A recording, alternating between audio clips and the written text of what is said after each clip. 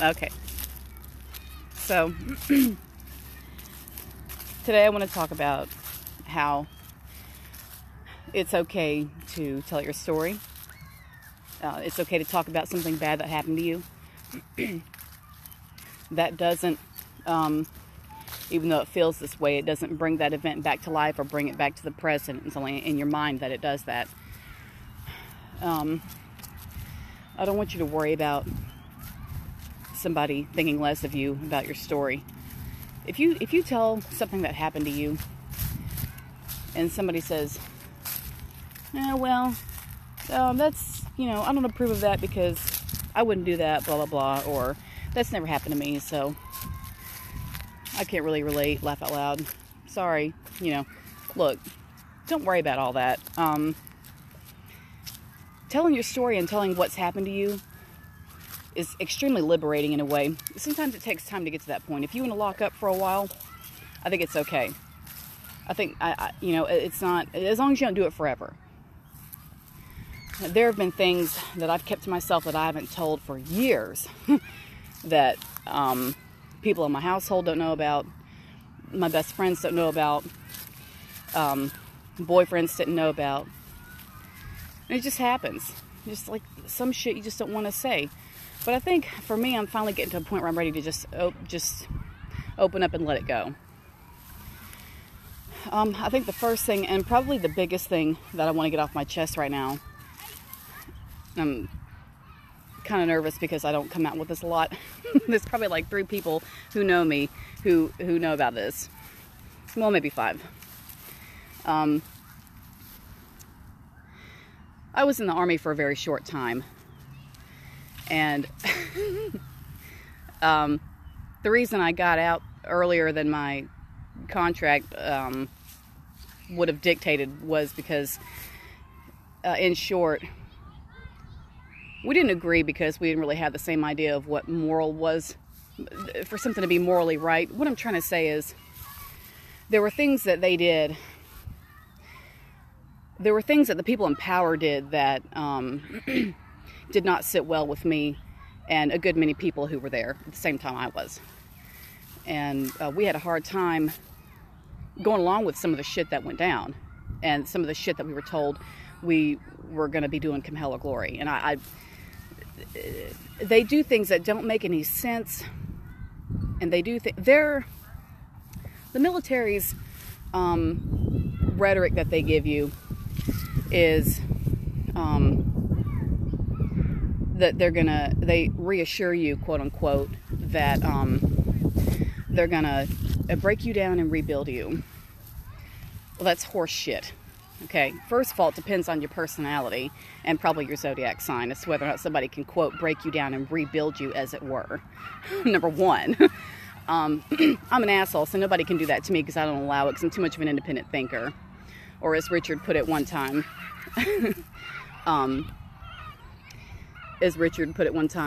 he said that I'm like a raging river and you never step into the same spot twice. And I probably will never forget that. Because that's pretty spot on. So, but anyway, back to the military. If I can find pictures proving that I was actually there, I probably will post it. Just, fuck it. I don't have anything to lose at this point, But there were a lot of things that happened that were not good. Things that happened to me and to a lot of good people I knew who could have otherwise made a really good-ass career out of that.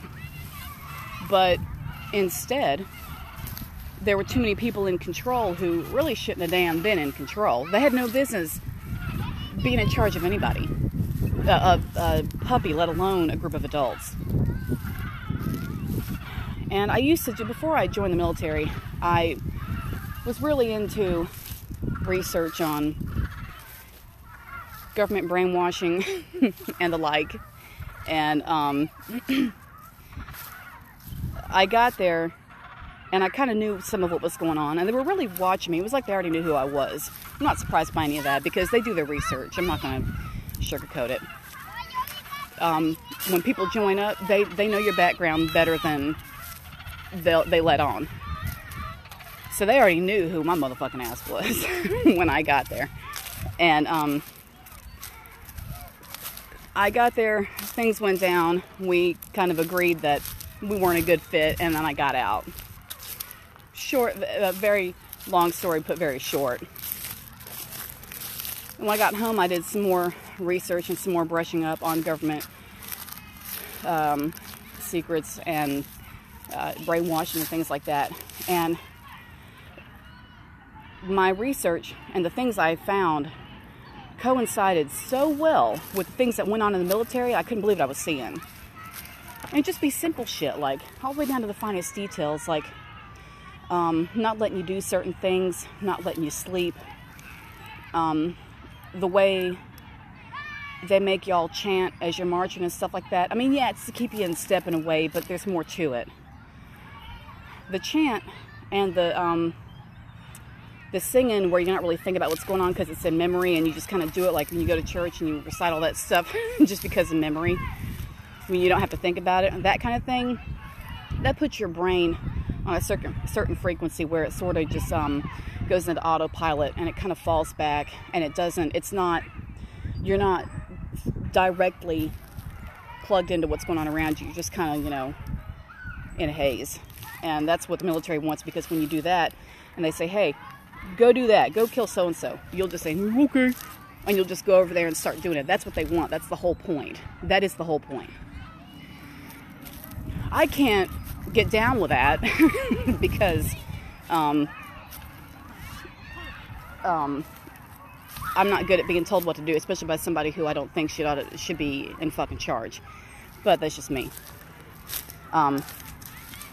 I've had problems with being bossed around, and I've especially had problems with being treated like shit basically my whole life. So I got there, and then the only reason I even joined was because I thought it would make my parents happy, because I thought I had disappointed them and I wasn't successful in anything, because nothing worked out. Nothing worked out for me ever. No matter what I tried to do, shit always fell through. No matter what I had my heart set on, no matter how I prepared for something, no matter how I devoted myself to something, shit always fell apart. And I thought, damn, there's got to be something. What would Dad like to see me do? What would make Dad happy? And I thought, and at that time, I was running a business. I was always running some kind of business from home anyway. So at that time, it was, he and I ran it together. We used to tutor people for all kinds of exams and stuff like that, anything, college stuff. I used to help people study for the military exam. It's called the ASVAB. And I had already taken the test myself just to see what it was like. So I kind of knew what was up. I thought, well, why don't I go take the ASVAB for real? And I did. And at the time, I got a 63, which was the score that gets you into the Air Force. And why the fuck I didn't join the Air Force is beyond me. So, this is like over 10 years ago, so who knows what's changed since then. But anyway, I should have just joined the Air Force, but it's whatever. They have their heads screwed on so much better. We'll get to that some other time.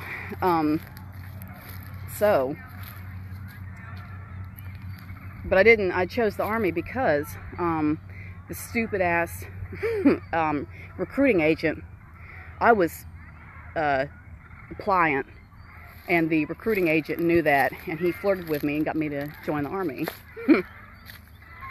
Because at that time, I did what men told me. I mean, I did what men told me. I don't hate them, but I mean, at that time I did, because I let them fuck me up so much. But it's over with now. But I let him coax me, and I joined the fucking Army. My MOS at that time was 68 Whiskey, which is combat medic. I do have the full training. I did not get the certificate because they pulled me right at the end of training so that I wouldn't have the certificate. I did all that shit, all that stuff. I learned the field shit in 2 months. I mean, they crammed that information in. You never work so hard in your life until you until you do some shit like that. We did that. The AIT was 4 months. The first 2 months you learn how to be an EMT basic. That usually takes a year. We did that shit in 2 months. So props to me and everybody else who went out there and did that in Fort Sam Houston, San Antonio, Texas. shout out. I was there. I know how it is. And then the second 2 months was the actual field training where you get out there and learn how to stop blood and poke holes in lungs to let out the extra air and, you know, whatever else, the whole 9 yards. So, the only document I have to prove any of that happened is a guy's signature, his initials on a piece of paper that has a series of numbers on it. What, baby? Can you hold this for me? Because I don't know where to put this. Okay. So all I have is that paper, and when you look at it, it doesn't look like anything. It doesn't look like it's some kind of official document, because it's not. But I just remember when I passed that test, and the test is a room with all the dummies laid out on tables, or at least it's how they did it at the time. And each sergeant is at a different table screaming at you, telling you what to do. And there's sounds in the background of bombs going off and shit. Like, you know, they tried to replicate it as much as possible, I guess. So, except that we were indoors, but... And I did surprisingly well. And at the time, I hated myself then just as much, if not more so, than I have in any other time in my life. So my mental state and my emotional state were absolutely rock bottom. Rock bottom. And that plus when I went into the military, I basically looked like a model. You know, I didn't eat a lot. I was thin. In my defense, I looked damn good. I didn't look like I was starving. It wasn't that, but I just didn't have any fat on me. Like, damn. So I got there. I exercised a bit, but I was more of a dancer. I'm not like I don't hit the gym, as it were. I got to be creative, and I got to do dance. I can't do the gym. Gym's fine now and then, but really I can't stick with it. So I got there, and we did, you know, muscle failure every day. And I wasn't used to that, so I thought I was going to die. But somehow, coming from the place I was coming from, physically and mentally and emotionally, somehow, I did that. I did that. So, I don't tell people this story. There's probably about 5 people who know me who know that I did that, including my relatives. So, but I'm at a point now where I'm 33 now. Oh God, I'll be 34 this year. I went in October 5th, 2010 at MEPS in Richmond, Virginia, where the state that I lived in. Excuse me, the Commonwealth. It's a nice state, it's a Commonwealth. So, well, you know what that means. Virginia has its own constitution. We're not supposed to know that, but I'll get to that later. I have a copy of it in my safe because no one's supposed to have it. I'll get to that later too, as to why I have that. But anyway, so I was in the Army for a short time, and I got the hell out because they were up to no good. The final, let me give you here's an example. I think one of the final straws was when I got a call from a therapist or a psychologist or somebody, whoever I was so desperate to see at that time. And they get to a point where they'll tell you to quit going to the therapist. We were actually collected downstairs one time, outside, like, it's not the Bay. I'm trying to remember the name. I can't remember, but it's where everybody falls in downstairs, like outside. But it's like a porch, but it's huge. I don't remember what it's called. Not Bay, but something else. But anyway, we were downstairs outside one night, and Sergeant, I think she was in E6 at the time, Staff Sergeant Brandy Castilleja. She lived at that time in San Antonio. I don't know where she lives now. She might still be there, I don't know, but this woman exists. I got more on her later, but she got us all together and said, like whole platoons, and said, okay, I don't know what's going on here, but y'all got to cut back on the therapy thing. We're not going to do that. It was called something else. It starts with a C. Community something. something. I'll come up with it. But anyway, she was like, y'all got to quit going to therapy. We're not going to do that anymore. Quit going. Well, you can't tell somebody to quit going to therapy. We needed that therapy because other than that, we were trying to kill ourselves. And I'm not sugarcoating that. Like, they literally do try to kill themselves all the time. People are always talking about, oh, veteran suicide, veteran suicide.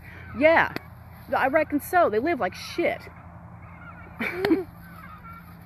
Yeah, I bet they are trying to kill themselves. Hell, I've been there. I grew up in the military myself. Like, I grew up on bases. I've seen those people my whole life. I know they're miserable, but after I set foot in it myself and got a taste for it, yeah, let me tell you, they are miserable. So, and we all tried to do it. We all tried to do it one way or another. There were people like that had guns they shouldn't have had that weren't registered, or they got bullets they weren't supposed to have that we weren't given, and loading guns they already had that were like registered to us while we were there, you know, because you have to get used to carrying one every day. More on that later. So I got out of there and I came home, and poor Dad, he had already retired by then, but before I even went in. So, but he was a lieutenant colonel in the Air Force, so like he already, you know, he could throw his weight around. And he and the people in charge of me in San Antonio would just go back and forth about why it was taking so long to get me out of there. Because once they tell you, okay, well, you're not cooperating, we're going to go ahead and get you out of here. And at first you say, oh shit, this is all falling apart, what am I going to do? And then you get used to it and you're like, now you know what, I want to get back to the real world, fuck this noise. And then you come to terms with it. And it's after they notice that you've come to terms with it, with getting out, with their threat of getting you out, when you make your peace with it, is when they start showing their ass. That's when they start dragging their feet. Trust and believe when I say the military drags their feet with paperwork. Just trust me. So, I mean, it took 6 months to chapter me out of there. I couldn't tell you what my RE code is because for real, I'm not gonna lie. I shredded the 201 file when I got it. I couldn't leave with it because they couldn't find it when it was time for me to go in September. Like I didn't wait around either. I was like, bitch, bye, send it to me in the mail. And eventually they did, but when I got it, I shredded the entire thing. I stood in the garage with the head of the shredder, which is like a big oval, you know, because it's stuck on top of the oval trash can, you know what I'm talking about? And I held the head of the shredder over the big trash can, the wheelie bin thing, the big one. And I just held it, and I took one sheet one by one, and I shredded the whole thing, because I didn't give a shit. I didn't care. I thought, well, whatever. You don't need me, I don't need you either. Fuck it. You know, what's this going to prove? Because anytime I tell somebody I was in the Army, they're going to say, you know, what'd you do there? Well, why'd you get out so fast? Well, it's a long story. You know, like, I can't sit down and tell that whole story every time, because it's not what people want to hear. When people hear your stories about your life, they want to hear something happy, and they want to hear how you had all these successes. They don't want to hear about how you were done wrong, or you had troubles, or you didn't agree with somebody and the whole thing blew apart. And you know, especially at a job interview or something like that, they don't want to hear all that shit. They want you to say whatever they want, you know, whatever it is they want to hear. I've done research on how to do job interviews, and still, you know, it does no good. They either like you or they don't. But my point is, telling your story, it doesn't matter who hears it. It doesn't matter who's listening or who's not listening. It doesn't matter who approves of it, approves of what you've been through, or what was done to you, or a bad choice you made, or something you messed up. None of that is going to matter. What matters is that you're saying it, and you're saying it until the sting goes away, and until you can relax about it a little bit and not feel as bad about what happened. Because I used to be so secretive about that shit. And this is the first time I've put this on the internet, so no one, like, who sees me on the internet knows that I've done this. Except for, you know, like the 4 or 5 people who know me in real life who know I was there. But, you know, it just, shit happens. That's probably the biggest thing I'd like to be able to let go of, like, emotionally, just to let that go. Let that story go and just be done with it. I don't have anything to hide. Like, it isn't like I killed somebody and you had to hide out, you know. The shit didn't work out. But I'm going to tell you why. Like I said in the beginning, when they say, well, the military is going to break you down and rebuild you like a computer. No, they're not. No, they're not. When they get a Taurus in there, they're not gonna they're not gonna break down that person. A Taurus or anybody else like that. I can guarantee any Earth sign is not gonna be, quote, broken down and rebuilt into like a computer they need. That's not gonna happen, because Taurus or any other Earth sign isn't gonna damn listen. I'm not gonna listen because I was raised by a New York Spanish guy who didn't listen to anybody, who did 25 plus years as an Air Force officer. So nobody pushed him around. And that was my guiding light my whole life. He was my example. So, I mean, I let boyfriends push me around because I thought I needed love, you know, quote unquote love to get by. Fuck that noise. I love myself, bro. Bye. Goodbye. Whatever. I don't need you to make me feel like shit in order to think I need you. You know, no. Doesn't work like that. So I wasn't authority figures, you know. Once I got there and saw like how things were run, and I saw what people were like when they got into positions of power, and I saw how it went to their head, and how there are so many people in charge who ought not to be in motherfucking charge. And you learn a lot about trust and dynamic, and you learn a lot about what you think is right. You learn about yourself and what you think a leader ought to be when you do something like join the damn military. Because the people above you, once they hit that E5, once they go up that step, and then all of a sudden they're taught, because once they get there, they're taught by their superiors that they are being paid, and they'll tell you this, they are being paid to yell at you. That's it. They're being paid to intimidate you. Bitchy, intimidate me? You can't even control your own climax. You're trying to control me? Are you kidding me? Get out of here. I'm not going to listen to your motherfucking ass. You got to be kidding me. Hell, I made more money in the civilian world working fucking minimum wage at the dollar store. What, you know, $1,400 a month? Shit. I could clean houses and make more than that. So, I mean, just like there's so many things about it that were wrong. But what I mean to say is the reason I left, in a nutshell, is because they did some shit they shouldn't have been doing. I'm coming back now to the story I was going to tell you earlier about the therapist. I forgot about that. I veered off and I forgot. Here's the story. We all went to see the therapist for as long as we were allowed.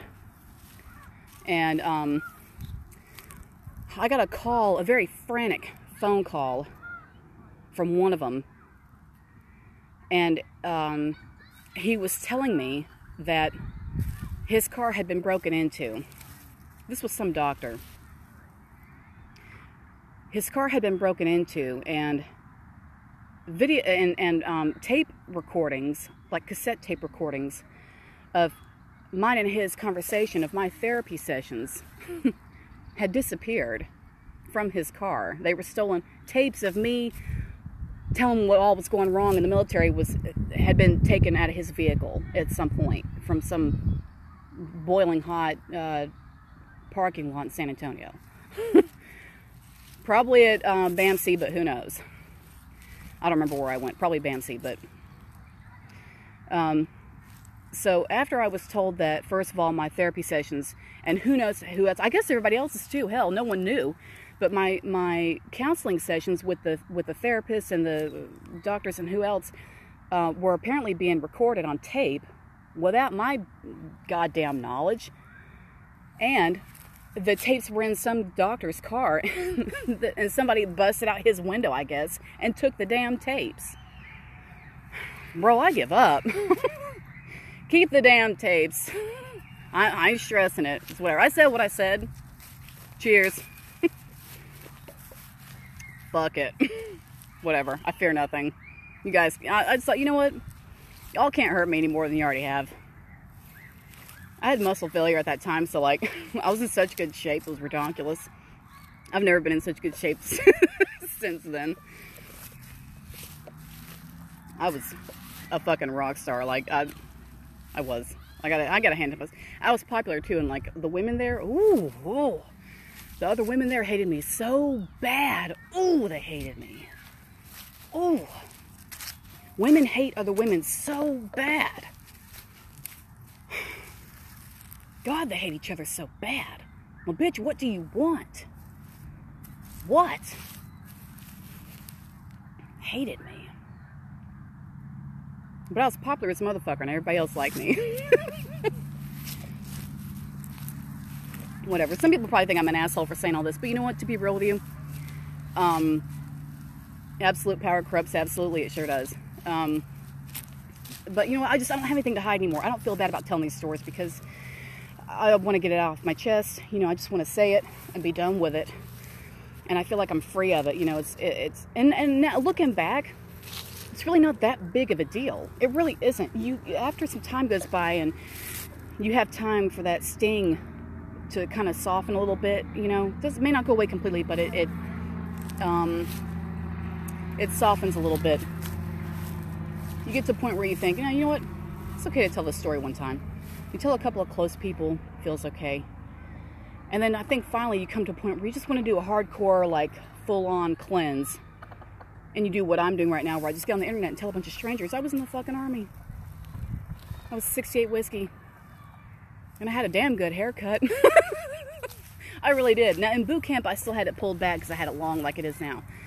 But at the end of boot camp for graduation, I wanted to look good because my parents hadn't seen me in 2 months and all sort of shit. So I thought, how can I really slam them? So I went and had it cut like 1920 short again. I always had a habit of doing that. So I had it cut. It looked really good. And then at boot camp graduation, we were supposed to come rushing out of the woods and then line up, you know, like the Korean army up front, you know. And something went wrong, and somebody thought, one of us, the graduates like us, you know, somebody thought that one of the sergeants had already given the signal to go, and we went tearing out of the woods, and it was too soon, and we fucked it up. But everybody kept running anyway because we were like, okay, you know, we're doing it, let's go. We were like animals, like coming out into the wild, you know. And we went up there and lined up, and the sergeant was like, oh, fuck it, you know, there's no stopping us because we were moving so fast. But we did that. We lined up, and some important guys said some things, and then it was time to disperse and find our relatives. And of course, everybody was crying and shit like that. And the young men were crying too. Don't think that they weren't, because they do. And it's okay to cry, by the way. So the most memorable moment was my brother. Hold on.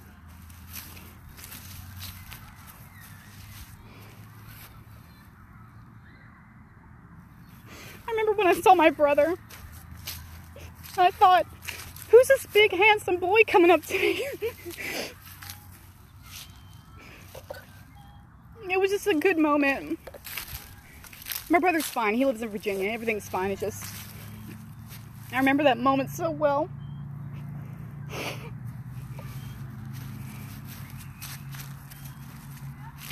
And I thought, damn, I did something. I finally accomplished something.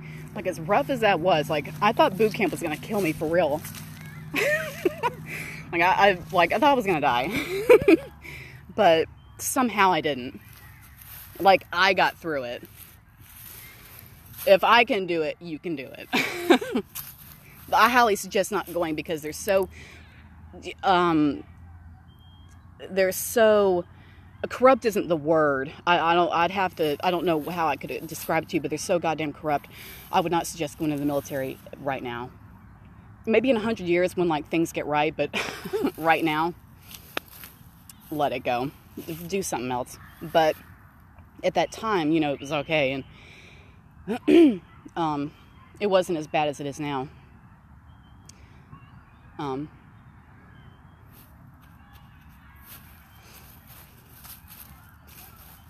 wanted to make Dad happy.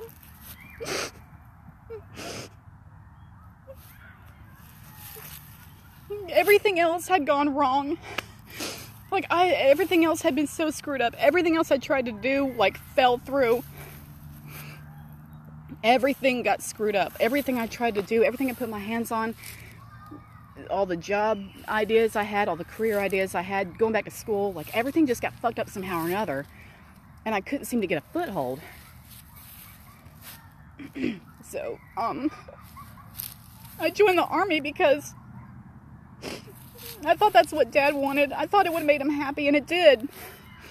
And then that fell through. And then finally, at some point after that, like years later, I realized that I'm supposed to be my own boss anyway, so fuck them. But I made my point across while I was there.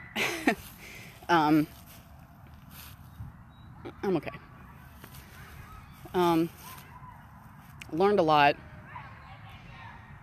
Everything went fine at home, you know, like everything else was good, but the military, that, let me tell you, let me just put it this way. If you don't like somebody telling you what to do without you being able to question as to whether or not it fits in with your morals, because you're going to realize what's important to you and what's not when somebody says, hey, do that. And if you stop and think, is this really right? Should I do that? Something's not right. You know, something doesn't feel right. I don't think I should do that because ... And your values kick in, and you're going to say, wait, I don't want to do this. I don't want to do this anymore. That's when you start changing your mind about being there. And that's okay. You can get chaptered out early. You don't have to serve the full contract, 2 years or 4 years or whatever you signed up for. You don't have to. Go to your XO and say, look, I don't want to do this. I'm ready to go. And it'll take a few weeks because they sit on their hands. But, you know, you can get out before the time is up on paper. Like, it can be done. So, anyway, I guess I had to get that out. But it felt good to say it because I guess I needed to. But my point is, it's okay to tell your story. It's not going to hold you back. You shouldn't let it hold you back. You shouldn't let that convince you of what you can do and what you can't do. You know, that's not, it's an experience. It's an experience, but it wasn't the end of your life. If you're still alive and you're still up walking around complaining and shit like that, you can still live and do things. You know, you're still here. You're still present, you know. Let's go. So, anyway, it felt good to say that, though. That's what I mean. You know, sometimes saying it is the only way to let that shit go.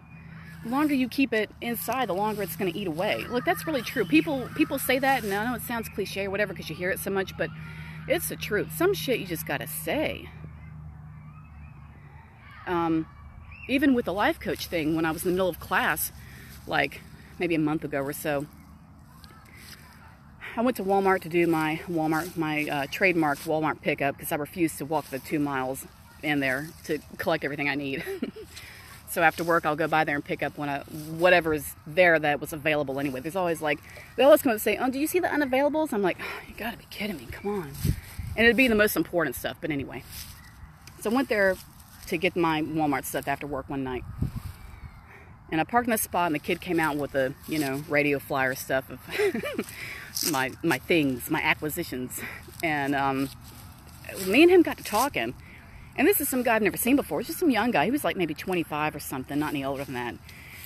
And we talked about everything under the sun. We talked about every topic you can imagine. I don't even know how it happened. It just did. Like, we just bullshitted for the longest time. And it felt good to talk that much with somebody who didn't know me.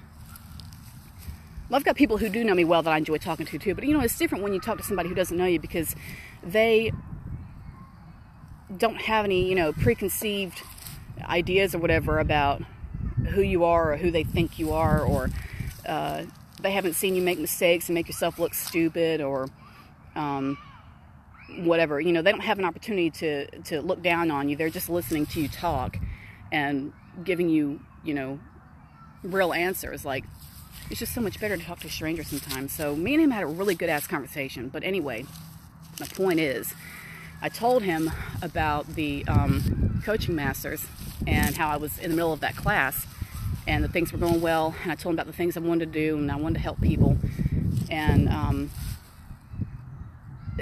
he was very supportive, like, oh, like I'm saying, this kid didn't even know me. He was like, hell yeah, you should do that. So we just had a good talk. And afterwards, I realized how good it felt to tell somebody who didn't know me about something that was really close to my heart. Like the coaching thing and helping people get over the past and stuff like that. You know, that it felt so good to just say that to somebody else. Oh yeah, I'm in this class, I'm going to be a life coach, I'm going to do this, I'm going to help people with this. It's going to be like this, I'm going to have a business, I'm going to blah, blah, blah. You know, I'm going to have a fucking t-shirt, you know, whatever else. And I said that, like, and hearing myself say it out loud made it so different, made it so much more real. Because before that, it was just in my head, you know, it was just thoughts circulating in my head all the time. And then all of a sudden I turned to somebody and was like, oh yeah, I'm going to blah, blah, blah, blah. And it's going to be badass, you know. And they were like, and I got good feedback, and it just like changed it. So don't be afraid, you know, to just say what's in there. Just say it. And if I was to say that and that kid had said, oh, well, whatever, you know, that's your thing, you do you, you know, or if he been neutral or unsupportive about it, I would have been like, oh, well, whatever, you know, I still know what I'm going to do, so bye, you know, have a good night. It just, you know, wouldn't have bothered me. You get to a point where you finally learn to cut yourself a break and stop listening to what somebody else says and just, like, do what you know you need to do. And once you get to that point is when you're free. So, I hope that helps. I feel pretty good about telling that story. There's a little tiny part of me that's still wondering, like, did I do the right thing? You know, because it's just like, I brainwashed myself into thinking, you know, I can't talk about being in the Army. Can't talk about being in the Army. And I trained myself so well to never mention it and just to always dance around that part of my work history. And this time I'm just like, I don't have anything to lose. I mean, I've got a job right now, you know, at a pharmacy as a technician, but it's not like they're going to fire me if they find out I lied in my damn work history thing. Like, the training I got there was entirely relevant to the job I'm doing now, but in my defense, I did say that I had my EMT basic. I just didn't tell them where I got it. I said that I got it with the city of Virginia Beach, which was my residence at that time. I did, and I got it at Fort Sam Houston, San Antonio, Texas. And Texas is loads of fun, by the way. Loads of fun. The people are very friendly, and I don't usually say this because I don't like to, but in this case it's true. They are just like they are on TV. They're tons of fun. So if you ever think about going to Texas, I highly suggest going because you will have the time of your life. But anyway, so there it is. I was a trained combat medic. And women, they typically will not let them go to the front lines, if you will, unless they go to some commanding officer that they might have wrapped around their finger, and he might let them go for a little bit just to shut them up. Typically, that's how it goes, if they're really going to push to try to get out there. But most of the time, they do not do that.